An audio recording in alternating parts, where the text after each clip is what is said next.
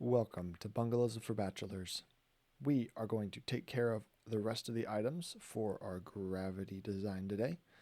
And to do that, we're going to start with hangers. All right. This right here is a hanger. We got to select it and figure out what we need to do here. So, what we need to know is we need to know, what am I holding? What am I being held up by?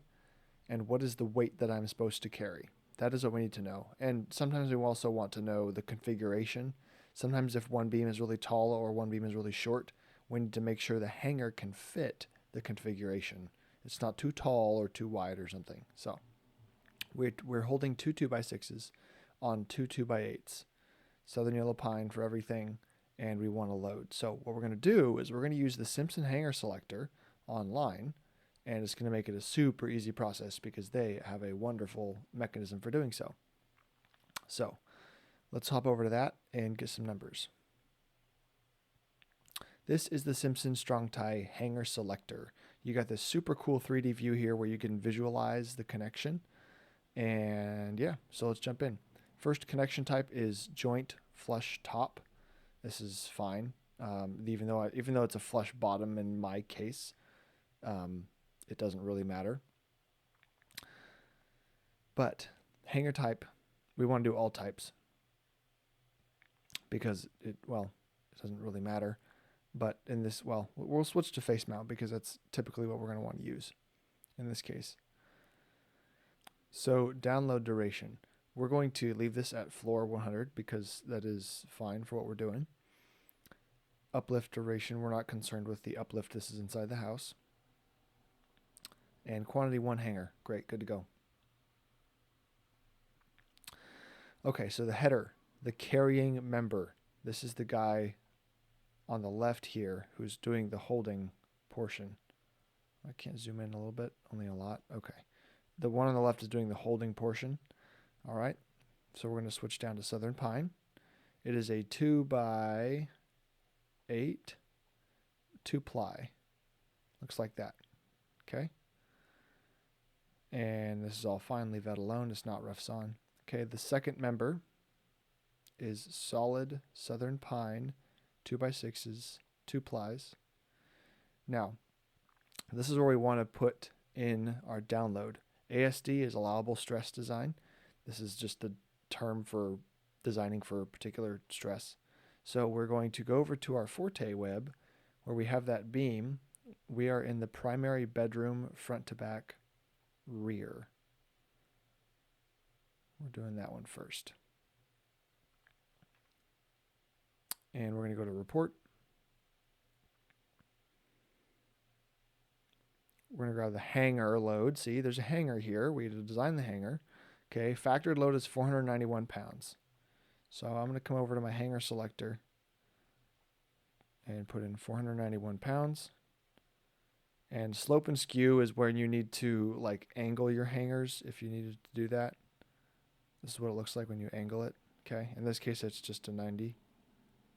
So I'm going to leave it alone. That is 0.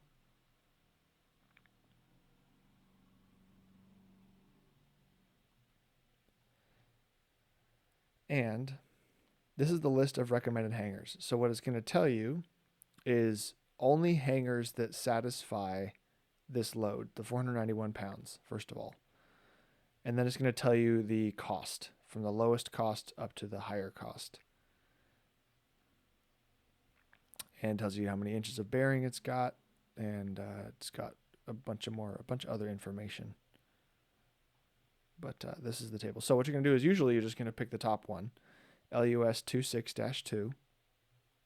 And then you need to pay attention to the fastening, face fasteners and joist fasteners, because these change. So these are the same hangers, but for whatever reason, let me drag this over here.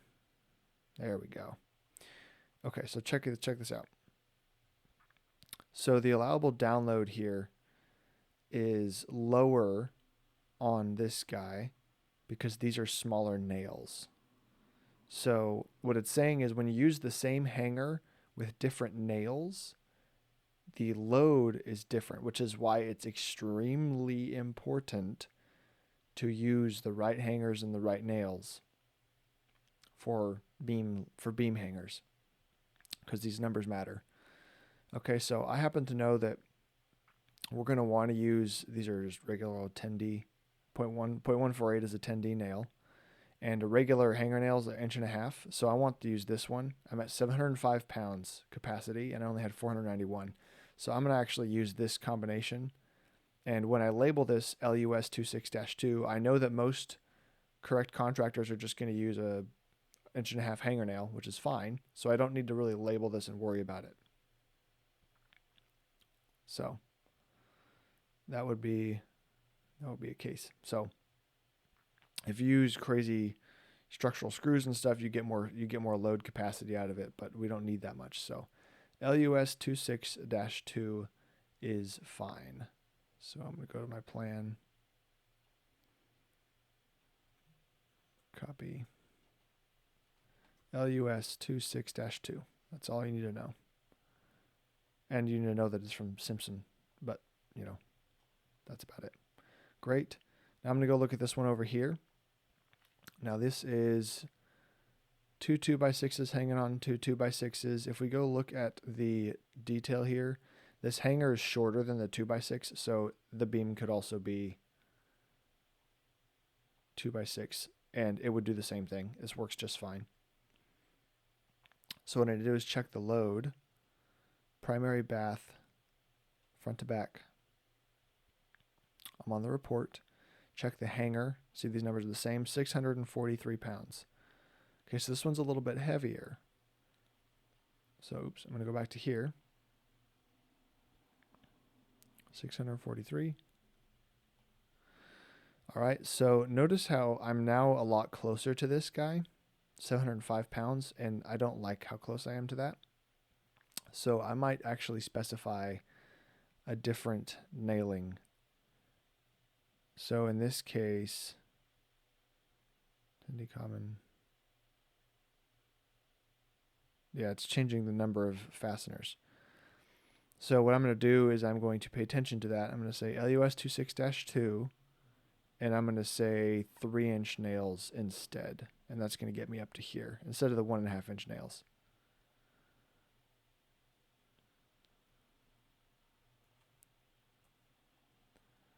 So I'm going to put this in here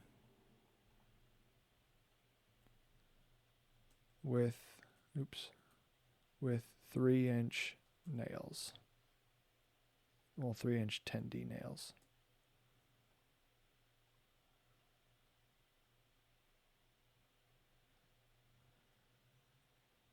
All right, and I'm going to leave this here because it works for both of them. All right, that takes care of those. Here's a hanger right here. Let's look at him.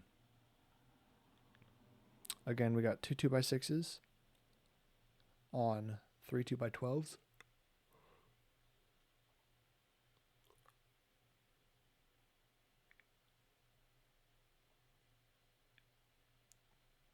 We'll change this so it's correct. So this is what this would look like, although the 2x12, this would be hanging out near the bottom of the 2x12. We'll go find that load. This is primary bedroom, right, left, front. And look, there's that hanger. All right, 136 pounds. Okay, there's basically no weight on this thing, itty bitty. So I'm just going to go to here, copy, paste, put this guy here. We know that's good for that guy. Cool, let's go downstairs. All right.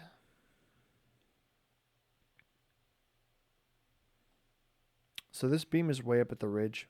It's going to come into the wall, and there's going to be a post below it, and then that's going to land on this beam. There is no hanger. And there is one hanger here, but it's for this dinky little dude that I happen to know is over-designed. So all I'm going to do is make sure that I've got the right material specified, and I know the capacity of this hanger is going to be overkill. So it's an 11 7/8 LVL, a single ply of it. So let's do this. The carrying member is LVL, 1 3/4 by 11 7/8, and the beam carrying it is 2 plies. Look at that. It even changes how the material looks.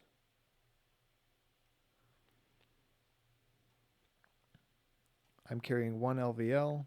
That is 1 3/4, which is typical by 11 7/8, and it's 1 ply. All right, that's what my configuration looks like. So I need that hanger. I don't particularly care what the weight rating is because these are all like up to 1,000 pounds or so. I mean, these are heavy duty. It's fine. So I'm going to want this one's just regular hanger nails right here, 775. That's cool. So I'm going to specify IUS 1.81 9.5. IUS 1.81 9.5.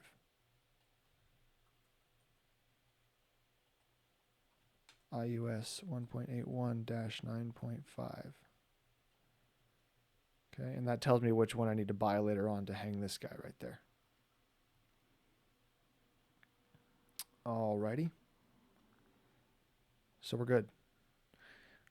We have all of our hangers. We know we don't need to calculate anymore. The next thing we're going to check is the solid posts and the solid post cap hardware. So what we want to do is look at these posts. These are 6x6s. So we're going to find the heaviest load on one of these 6x6s, and they're 9 feet tall because these are 9-foot ceilings. So same there. So we just want to find the one that's taking the most load and then check it. And if it's fine, then all the other ones will be fine. So we're going to look at that beam and that beam for which one's carrying more weight.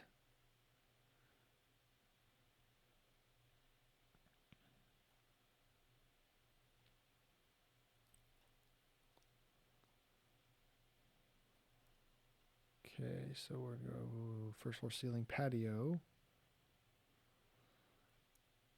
This was a column here, see that? Oops, stay on the report.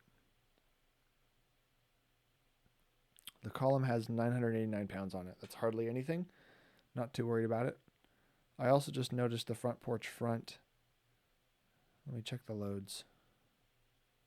Tapered load. Roof overhang wall. Okay, so this one, I made a mistake here, which happens, which is why we want to catch these things. All right, so I might want to run the ceiling front to back here. So I'm going to add like 4 feet of ceiling, even though that's overkill. I'm going to add 4 feet of ceiling.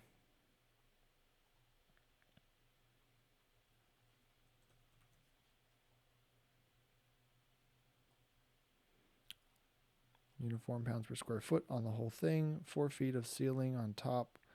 Ceiling is 5 and 10. Go back to our solution. And we're at 89%, which is still okay. So the 4 2x12s are still fine, even if I were to overkill it with the ceiling. So just checking, we're still good to go. But what's the weight on the end? Okay, that's a little bit more. So 1,843 pounds. So let's work with this guy. All right, so we're going to go first floor ceiling, second floor ceiling. Okay, we're going to create a new level because posts don't exist in the ceiling. First floor walls. We're going to add a freestanding post. Front porch. Height and supports. Okay, it's a 9-foot post. It's probably sitting on a steel plate of some kind as a anchor to the foundation. Loads. I'm going to link the front porch front reaction 1 or 2, doesn't matter. I'm going to delete this guy. Leave the eccentricity as 1/6. That's standard. Commodity lumber. And I'm going to use 6x Southern Pine number 2, 4x7. Let's do a 6x because it's 6x6. And not even close. We're totally fine. Usually a 6x6 is overkill. So we're good to go here. Those posts are sufficient. We're not going to even do anything because they're drawn in the plan as 6x6s. So then we're going to look a little bit at the hardware that we need. Hardware is going to, we're just going to use, I think, these LCE guys because these can just go on in most configurations just like this. See that? and you can use them in corners. So LCE4 is the model number. So I'm going to go here, copy, put it over here. Simpson strong tie, LCE4 on each post. Okay, just leave that here. That's just a standard note for everywhere. That's cool. All right. That'll keep those things tied down pretty well. So now we're going to do built-up posts. Okay, the built-up posts are the posts inside our walls that are holding our beams. So remember, whenever we have a beam landing on a wall, we want to have solid wood all the way to the foundation. Well, how much wood, and is that amount of wood sufficient? Sometimes it's not. So what we're going to do first is look at our ceilings, all right? So everywhere we've got a 9-foot ceiling, we're going to take a look at what the studs are there and see what's sufficient and what's not. So anything that's like a short post is usually just fine, even as 2x4s, okay? Because the real problem with tall posts is the slenderness and the height. So once you get like shorter and shorter, like the post that's going to be on below this ridge to this beam is like 4 or 5 feet or something. It's super short. So it's not going to buckle and have a problem there. So that one's fine. If you really, really wanted to check it, you could, but it would be fine. So what I want to check though is the full height wall studs, 9-foot tall ones. So before I start checking around, I want to get an idea of how much weight I'm looking at. So I'm going to create, I believe it's this, a wall column inside the wall. All right. And built up post. Okay, so let's think worst case scenario on an exterior wall with gypsum board finish, height and supports, 9-foot walls, double top plate, single bottom plate. This is all fine. Fire blocking. We have wall sheathing, nailing on the outside of the house. Okay, and we're going to have this wind load, 16 inches. Oops, 16 inches. All right, and then we're going to have some load here. So what I'm going to do is I'm going to delete the live load.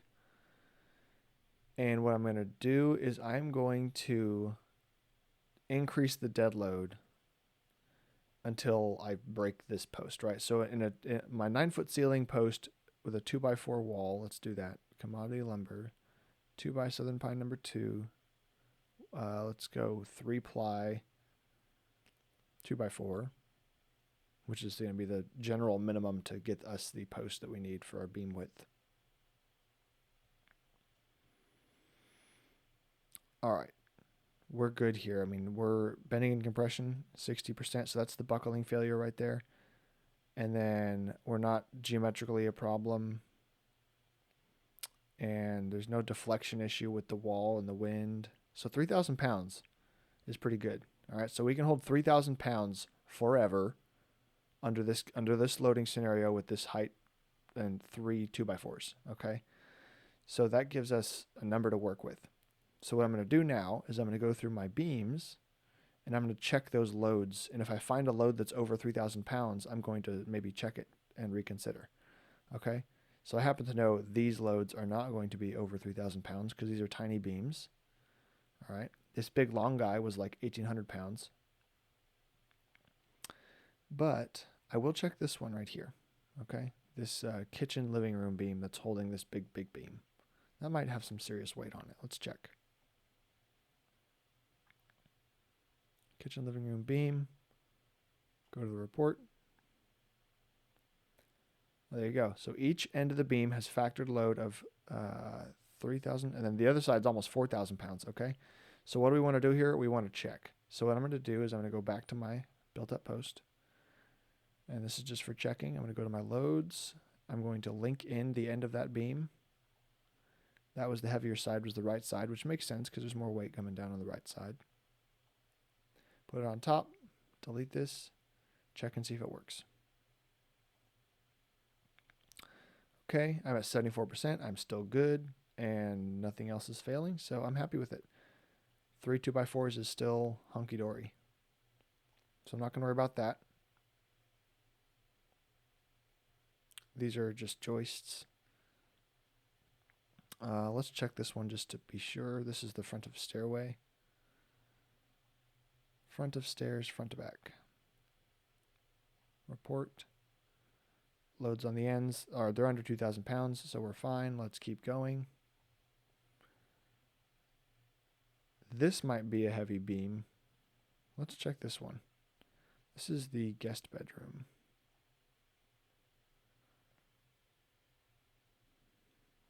Still under 2,000 pounds.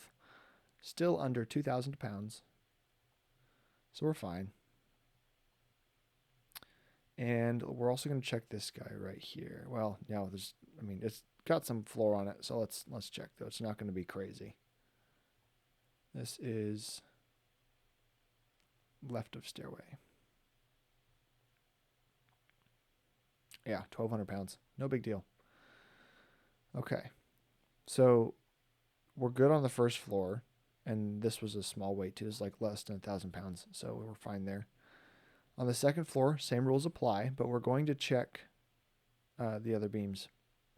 Now, this one's going to be pretty heavy because now we're dealing with a whole bunch of roof weight. All right, so this guy right here, the den beam. Let's check the den beam. Oh, 1,600 pounds. Okay.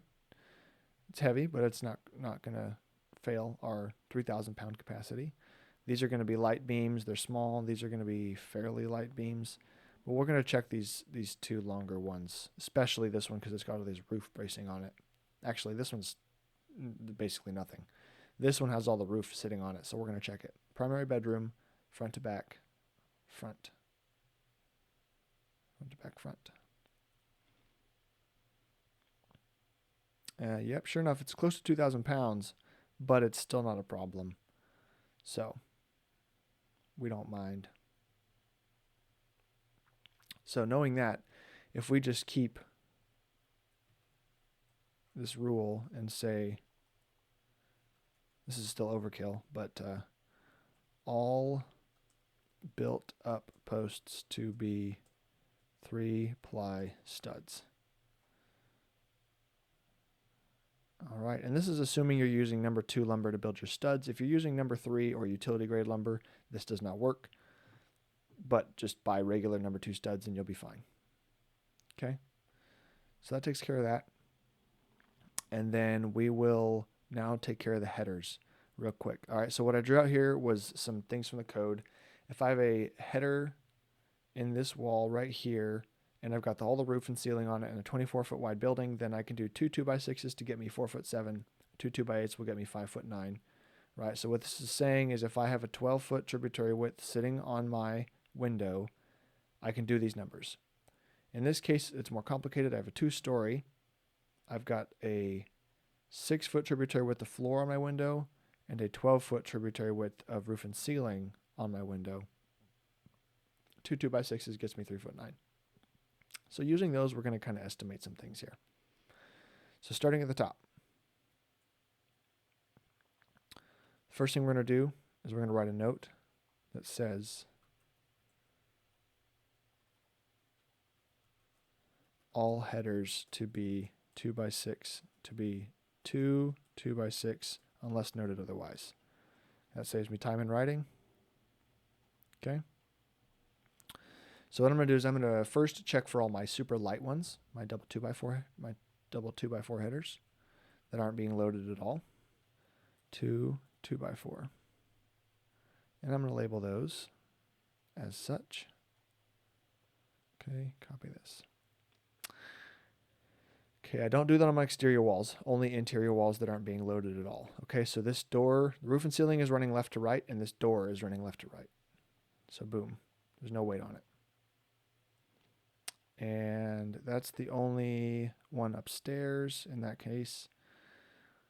And in this case, this one's parallel with the roof and ceiling as well, but it's long, so we're not going to do that. We're going to make it a double 2x6, right? But that's like standard because of the note. So this one right here is parallel with the roof. This is parallel with the floor system in this case. There's no weight on it.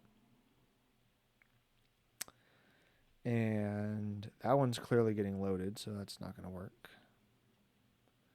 And that's the only one that's, those are the only easy ones, okay? So let's go back up to the top. So are there any headers in here that need to be bigger than 2x6? Well, in the exterior walls, they only need to be bigger than 2x6 if they are, our loading scenario for up here is basically this situation, but even less. There's no window or door with more than 12 feet. So if we can go, if we have any openings over 4'7", then we'll consider it, but we don't. These are all small windows. So I happen to know these are all 2x6s, and that's fine. And that's going to be the same all the way through here. So the whole upper here, all these are up here are double 2x6 headers. Cool. Easy money. All right, downstairs. Let's look at the same situation. Do we have any situations where we have more than 6 feet of tributary width and the roof and ceiling of 12 feet? So first we want to really look at these exterior walls right here and right here, because that's where all the roof and ceiling is coming down on those outside walls, which is going to transfer down into these walls. Okay. So this one's got a tributary width of less than 6 feet, but it's close, you know, so it's about that scenario. And it's going to have less than the 12 foot of tributary width roof and ceiling. So it's even better than it's better than this scenario. So 3'9". So do I, first of all, have any openings over 3'9"? I do not. I have 3 foot windows as the widest. Oops. 3 foot windows are my widest windows. I have this header, but the ceiling joist and rafters are running up and down in this case, so there's no weight on this. So that's why it's 2x6s. Okay, so in the worst case scenarios, I have everything's in line. There's no crazy loads, so the double 2x6 header is sufficient for all of these because I'm not doing anything crazy, and that's how I know. All right, so now we're going to finish up and do this last few right here. I believe there's only one. Yes. Okay, in this case, this floor joist had some extra weight on it, and it was sitting on these two headers. So, you know, in this case, in this scenario, it's kind of like, it's kind of you know. I mean, I have floor joists going through this whole place right here, and they're sitting on these windows too. But a double 2x6 is still sufficient based on that table, so it's fine. But if you're feeling, you know, hanky spanky, you could leave it as 2x6s, or you know what, you're just going to bump up to 2x8s because they're not that expensive. And I happen to know that I'm putting maybe a little bit more direct weight on it, maybe not, but you know, boom, there we go. Hunky dory. All right. That said, we don't have any tall walls in this house, and we don't have to worry about gable end bracing because of the way this thing has these vaulted ceiling things going on. So we are going to take care of the final items. Are there any beams where there's dimensions that would help us know where to put them, or are all the beam locations assumed? So we know where this one is. We know where this one is. These are just floor joists that have to go below these loads. So if we know where these walls are dimensionally, so that means we know where these have to go. Okay. There's no question marks. That one's direct. That one's on the floor line. That one's with these walls. Okay. This defines the stairway. So all these beam locations are defined by the existing floor plan drawings and dimensions. And this one's in line with the gable wall. This one's directly below that dormer. I mean, I even put a dimension here for approximate. This one's going to go right after this one on the corner. This also defines that ceiling line. So no, I mean, all these beams are, this one's right on the corner. All these beams are locational, like you just put them where they need to go. You don't need dimensions to tell you where to put them. All right, you can add your post markers on the ends of your beams to remind you to put those built up posts in the walls if you like.